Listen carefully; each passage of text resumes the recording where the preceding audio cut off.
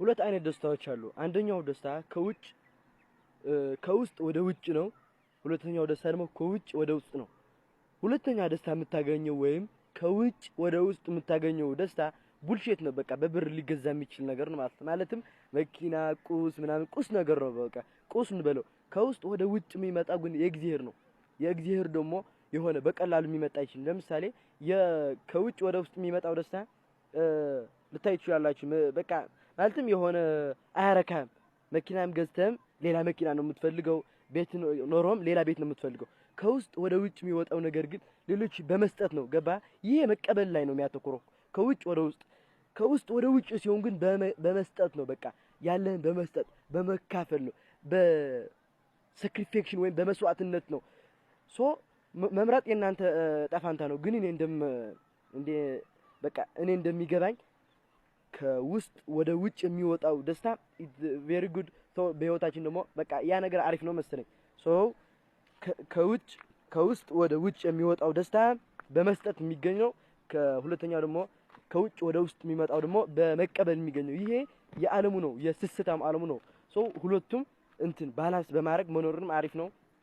ፎሎናላይሽን ደርሰ ሁሉም ሰው ራሳችሁ ወቁ ይላችኋል። እንዴት አድርጋችሁ ነው ራሳችሁ የምታውቁ? ራሳችሁ ታውቁታላችሁ። ምናምን ገባ? እንደዛ ራሳችሁ እንዴት እንደምታውቁት ንገራችሁ። አንደኛው ብዙ ነገር ማድረግ ጀምሩ። በቃ ኤክስፒሪየንስ ማድረግ ጀምሩ። ገባችሁ? ፊልም ማየት ጀምሩ፣ መጽሐፍ ማንበብ፣ ወክ ማድረግ ምናምን ብዙ ነገር ኤክስፒሪየንስ ታደርጉ ማለት። በካሪየርም በስራ ደረጃም ብዙ ነገር ማየት ጀምሩ። ፖለቲካም ሊሆን ይችላል፣ ሳይኮሎጂ፣ ፍልስፍና፣ ሂስትሪ፣ ማትስ፣ ኬሚስትሪ ምናምን ገባችሁ? ሁሉም አይነቶች ማለት ነው ኤክስፒሪየንስ ማድረግ ትጀምራላችሁ። በቃ ትሞክራላችሁ። ስትሞክሩ ደግሞ በመንገድ ፓሽናችሁ አንዴ በቃ በህይወት ዘመን ስለ ዶክተር ብቻ አጥንተህ ፓሽኒ ዶክተር ነው መሆን አትችልም። መቼ ሌላ ነገር አየው? ሌላ ነገር እኮ ሊኖር ይችል ነበር። ገባችሁ? ብዙ ነገር ስትሞክሩ ፓሽናችሁ ታውቁታላችሁ። በቃ ይበልጥ እናንተ በገንዘብ ባይሰጣችሁ ሊሰሩት የምትችሉ ስራ ታገኙታላችሁ ማለት ነው። መጀመሪያ ብዙ ነገር ሞክሩ። በቃ ብዙ ነገር ስትሞክሩ ነው ራሳችሁን የምታገኙት። ከዛ ውስጥ ደግሞ በቃ እናንተ ደስ የሚያደርጋችሁ ነገር ኢቭን ኢፍ ህይወታችሁ ሙሉን ገንዘብ ባያመጣላችሁ ልትሰሩት የምትችሉ ነገር እዛ ውስጥ ታገኙታላችሁ። ገባችሁ? እናንተ ሳትስፋይ የሚያደርጋችሁ ነገር ማለት ነው። ብዙ ነገር ከመሞከር ነው ፓሽን ሊገኝ የሚችለው። እንደኛ ፓሽን ዶክተር፣ ኢንጂነር ምናምን ማለት ተብሎ የሚታጠር ነገር አይደለም። ሁሉም መሆን ይችላል ማለት ነው። ልክ እንደ ሊዮናርዶ ዳቪንቺ እንደ ቀደም ሰዎች ማለት ነው። እንዳሁኑ ጊዜ ሳይሆን ፎሎናላይሽን ዳቸዋል። ቢ ፕሬዘንት ወይም ዛሬ ኑሩ ስትባሉ ምን ማለት ይመስላችኋል? ዛሬ ኑሩ ማለት ስለነገ አትጨነቁ ማለት ነው። ስለነገ አትጨነቁ ማለት ደግሞ በነገ ስራ እጃችሁ ውስጥ አይግባ። ለምሳሌ ፈጣሪ ነገ ዳይመንድ ሊሰጣችሁ ካሰበ እናንተም የመቀመጫ ድንጋይ ከፈለጋችሁ ወይም የሆነ ሶፋ ነገር ከፈለጋችሁ ሶፋውን ትመኙታላችሁ። ፈጣሪ ወይ ነገ ሶፋ ስጠኝ ስትሉ ነገ ፈጣሪ ዳይመንድ ሊሰጣችሁ ከነበረ እናንተ አፈረሳችሁ። በነገ ውስጥ እጃችሁን አይግባ። ዛሬ ኑሩ። ቢ ፋኪንግ ፕሬዘንት። ዛሬ የሚገባችሁ ነገር አድርጉ። በቃ ለነገ ሳይሆን ዛሬ የሚገባችሁ እናንተ በቃ ያላችሁ ፖቴንሻል በሙሉ አውጣችሁ ተጠቀሙ። ከዛም የተረፈ ለፈጣሪ ተወው። just leave it for God። ገባችኋ? ለነገ ውስጥ እጃችሁን አታስገቡ። ነገ የእግዚአብሔር ብቻ ነው። እናንተ ምን አይታወቅም ማለት ነው። ለነገ እያመሰግን ዛሬ እንኑር።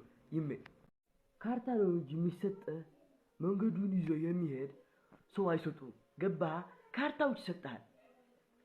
ካርታው ማይሰጥም ራስህ ነው ፋይንድ የምታደርገው። ገባህ? ራስህ አንብበህ፣ ራስህን ፖድካስት አይተህ፣ ራስህን አስተምረህ ሰልፍ ሜኪንግ ማለት ነው። ሰልፍ ሜድ በቃ ራስህን መስራት፣ ራስህን ሰርተህ ነው እንጂ ካርታውን የምታገኘው ኢቭን ራስህን ሰርተህ ከብዙ ልፋት ነው የምታገኘው። አግኝተውም ማንም ሰው እጅህን ይዞ እንደዚህ አይወስድም። ራስህ ነው የምትሄደው። ራስህ ነው ሰፈር የምታደርገው። ያ ደግሞ ነው ቢዩቲፉል የሚያደርገው። ያ ደግሞ ቴስቱ ያላ በቃ ቅመም የሆነም መረቁ ያ ነው በቃ ራስን ስትሄድ ማለት ካርታውን በራስህ መንገድ አግኝተህ በራስህ ስትሄድ ነው ሳቲስፋይድ የምትሆነው እንጂ ማንም ሰው ካርታውን ሰጥቶ ማንም ሰው ይዞ ስትሄድ እንዴት ነው ደስተኛ የምትሆነው ነው። አንተ እኮ ምንም አይደለም በቃ እንስሳ ነህ። ልክ እንደ ውሻ በአንገት ይታሰራል በቃ መሄድ ነው እኮ። ግን እንደዛ አይደለም። ራስህን ታጠናለህ፣ ራስህን ትሰራለህ፣ ራስህን ታውቃለህ። ከዛ ደግሞ ካርታውን ይሰጣል አይሰጥም ይሰጣል ነው እንጂ የሚባለው ግን አንተ ራሱ ነው ሜክ የምታደርገው ሜድ የምታደርገው ሰው ተሰጥቶህ ማንም ሰው ይዞ አይሄድም ራስህ ነው የምትሄደው ማለት ሰው አታ ምንድነው በቃ እንደዚህ ማማረር ብላ ብላ ብላ ብላ ብሮ ይቻልም እንደዛ ተሰራም ነው በቃ ሀቁን ስናወራ እንደዚህ አሰራም በቃ እኔ ኢቭን የሳወራ ፐርፌክት ሆኜ ሳይሆን ምን አገባህ ፐርፌክት ነው ያው ግን እንደዛ ተሰራም ሀቁን እያወራን ከራስ ሀቁን እንቅጭን የሚባል አባባል ሀቁን እናውራ ገባ ማንም ካርታ አይሰጥም ደግሞ ባሪያ ነው የምትሆነው ከተሰጠህ ባሪያ ለሚያረጉ ነገር ነው ካርታ የሚሰጠው አይ በራሴ መንገድ ነው የሚሄደው ምትል ከሆነ ካርታውን አይሰጡም ራስህ ነው ፋይንድ የምታረጉ ገባ ሶ አይዞ ሰፈር ማድረግ ቢ ሬዲ ሰፈር ማለት ነው ሶ በአዲስ ጆርኒ ባበደ ጆርኒ እንገናኛለን ሻራት ህይወቴ እኮ መቀየር እፈልጋለሁ ግን በቃ የሶሻል ሚዲያ አዲክትድ ነኝ የምትሉ ሰዎች ማለት ነው በቃ አዲክትነታችሁ አሪፍ ነው ምን ታረጋላችሁ መሰላችሁ አዲክትድ እንደመሆናችሁ መጠን በቃ የሚመጣው ነገር ማለትም ፎሪ ፔጃችሁ ልክ በቃ ሰልፍ ኢንፎርማንት ኤዱኬሽናል ኮንተንት ፖለቲካ በቃ ናውሌጅ ጂኦፖለቲክስ በቃ ናውሌጅ እናንተ አምራችሁን ቢልድ ሊያደርጋችሁ የሚችል ፍልስፍና በቃ ፎሪ ፔጃችሁ የሃይማኖት እንዳለ ማለት በቃ ፎሪ ፔጃችሁ ማለት ነው እንዳለ ኤዱኬሽናል ታረጋግታላችሁ ኤዱኬሽናል ካረጋችሁ ደግሞ ማለት ነው ምንም ነገር አይከብዳችሁም ገባችኋ ኤዱኬሽናል ነው ማለትም በዛ መንገድ ራሳችሁን ማለት ነው ለመግራት ያስችላችኋል ምክንያቱም ኤዱኬሽናል ስለሆነ ኤዱኬሽናል ደግሞ ቀስ በቀስ ወደ ውስጣችሁ ይሰርጣል ማለት ነው ከዛ ደግሞ አሪፍ ይሆናል ሶ አዲክትነታችሁን አትጥሉት አዲክትነታችሁ ግን ወደ ጥቅም ቀይሩት ግን ደግሞ ቀስ በቀስ እንዴት አድርገን ከሶሻል ሚዲያ እንርቃለን ወይም ሶሻል ሚዲያን መጠቀም ገባችኋ ሶሻል ሚዲያ መጀመር ቢያንስ ፋኒ ቪዲዮ የሚሞቻችሁ ከሆነ ፋኒ ቪዲዮ በመስራት እንዲያም ኮንሱመር ክሪኤተር ትሆናላችሁ እንደኔ ማለት ነው ወላና ላይ ይርዛ ዳቻል ማድነቅ አለባችሁ በቃ የሆነ ስራ ከሰራ መደነቅ አለበት ገባችኋ በቃ የማትችሉት ነገር ከሆነ ለምታናጥ ይሄ እኮ ቀላል ነው ይሄ እኮ እንደዚህ ነው ይሄ እኮ ምናምን ፋክ ብሮ በቃ አድንቁት እንጂ ምንድነው ምን ችግር አለው አንተ ካንተ ሳይጠየቅ ካንተ አካውንት ብር አይጎድ የሆነ ስራ ከሰራ ጎዝ ብሮ አፕሪሺየት ሜን ገባ ምንድነው ችግሩ አንድ ሰው ማድነቅ በቃ አድንቁኝ አላምነው ግን የሆነ ሰው ማድነቅ ገባችኋ የሆነ ሰው ማድነቅ ለምሳሌ የሆነ ልጅ አንድ ሲደመር አንድ ሁለት ካለ ጎበዝ በቃ እንደዚህ ማጨብጨብ ገባችኋ የሆነ ትልቅ ሰውዬም ቢሆን የሆነ ስራ ከሰራ በዛ ስራ መከበር አለበት ባንተ ልክ ሳይሆን የምታየው በሰውየው ልክ ማየት ጀመር ገባ እንሰሳቱን ነው በቃ ፖይንቱ ገባ እኔ ደግሞ አልመከርኩም ገባ እንድታስብ ነው የነገርኩህ ሶ ማድነቅ አለብን በቃ የሆነ ሰው የሆነ ስራ ከሰራ መደነቅ አለበት ይገባዋል ሮና ላይ ተወዳቸዋል ህይወት ስለ ፈጥኖ መገኘት ወይም ስለ ጎበዝ ሯጭ አይደለም ስለ በጣም በቶሎ መሳካት አይደለም ተስፋ ያለ መቁረጥ ብቻ ነው በቃ ሊፕስ ያሰግ ዲያል the marathon will continue ህይወት በቃ አንድ ሮጠህ የምትጨርስ ዙሪያ አይደለችም ኢቭ ማራቶን ገባችኋ የማይጨርስ ሩጫ ነው ማለት ነው ሸራ ሮና ላይ ሁሉም ሰው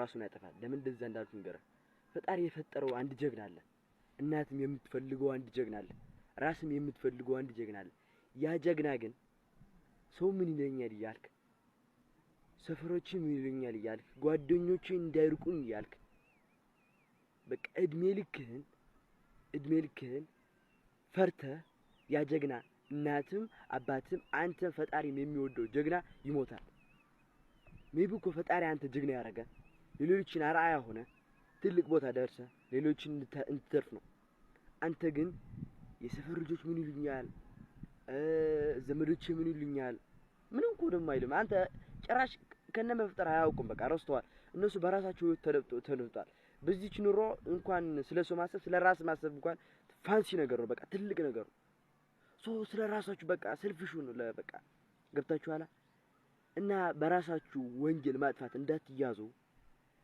እናንተ የምትፈልጉት ጀግና አላ ያ ጀግና ለመሆን ምንም እንደሚያስፈልጋችሁ አጥንታችሁ መግባት አለባችሁ I'm telling you at the end of the day ማለት ትቆጫላችሁ በቃ ያ ጀግና ሞቶ ስታይ ማለት በቃ አድጋችሁ 80 70 ሆናችሁ ማለት ነው ለራሳችሁ እድሜያችሁ ስታዩት ማለት በቃ በጣም ነው የሚቆጫችሁ።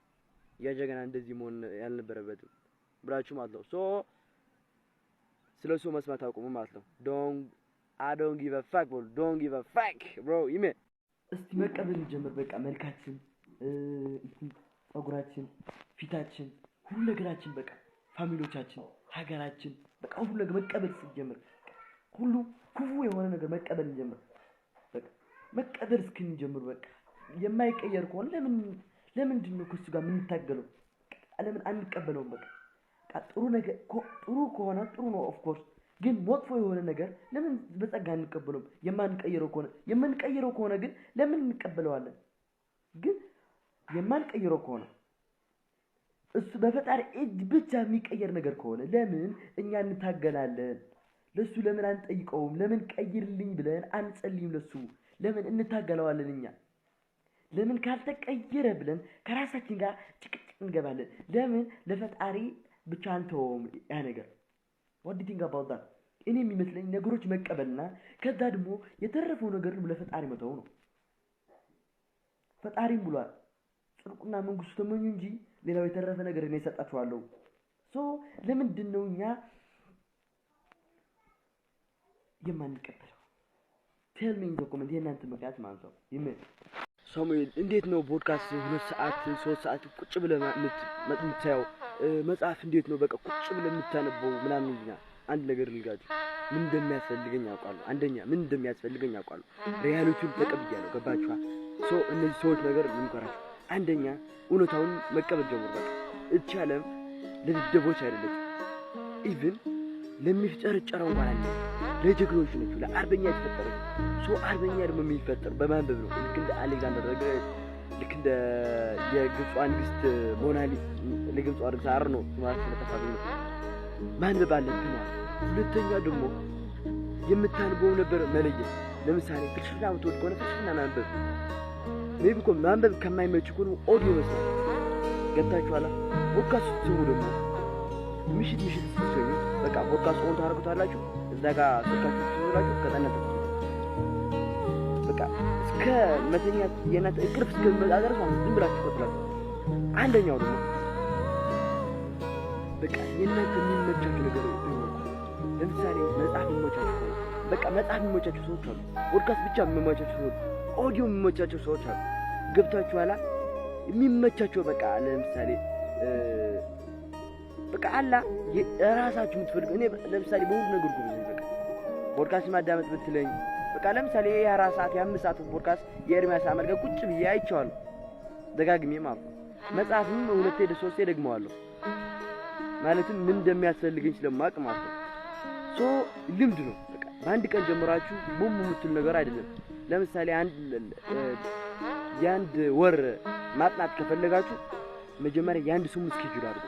አንድ ሰሙን አንድ ገጽ ማለት ነው። እቺ አንድ ሰሙን ማለት ነው። ከዛ ሁለተኛ ሰሙን ደግሞ በቃ እንደዚያ አንድ ሁለት አላ እሷ ታደርጉ። ከዛ ቀስ እያደረጋችሁ ማለት ነው። ሁሉም ነገር የሚጀመረው በትናንሽ ነገር ነው። ኧረ ተው እባክህ። እቺ እኮ ሞቶ ብር መቼም ሀብታም አታደርግ እንችላላችሁ አይደል? ዳዊት የታጨው ማለት ነው ለበጎቹ ስለታመነ ብቻ ነው። ዳዊት የታጨው ለበጎቹ ስለታመነ ብቻ ነው። በትንሹ ትታመኑ ነው በትልቁ የምትጮት። ለምሳሌ ፈጣሪ 100 ብር ሰጣችሁ፣ ያ 100 ብር ግን በደንብ አርጋችሁ አብቀቅታችሁ ወጫችሁ ስትሸፍኑ ወይም ስታጠራቅሙት ፈጣሪ አይቶ ለእናንተ ይጨምርላችኋል። ህይወትም ልክ እንደዛው ነች። በቃ በትንሽ የታመነ በትልቁ ይጮሃል። ገብታችኋል? በትንሹ ትታመኑ ነው። ለምሳሌ በቃ ልክ እንደዛው በቃ የመጽሐፍ ታሪኮች የሞልኩት የመጽሐፍ ቅዱስ ማለት ነው። ዳዊት ለምሳሌ በአብርሃምም ለሚስቱ ለራሔል የታመናት 10 ዓመት ነው የእስራኤል ሁሉ አባት ያረው። በትንሽ የታመነ በትልቁ ይታጫልነውና እናንተም በትንሽ ነገር ለመታመን ሞክሩ፣ በትልቅ ነገር ለመታመናት ሞክሩ። በቃ እኔ አምኑኝ ምናምን ማለት ሳይሆን በትንሹ ለመታመን ሞክሩ። ፎሎና ላይክ ተረሳ። ወዳችኋል።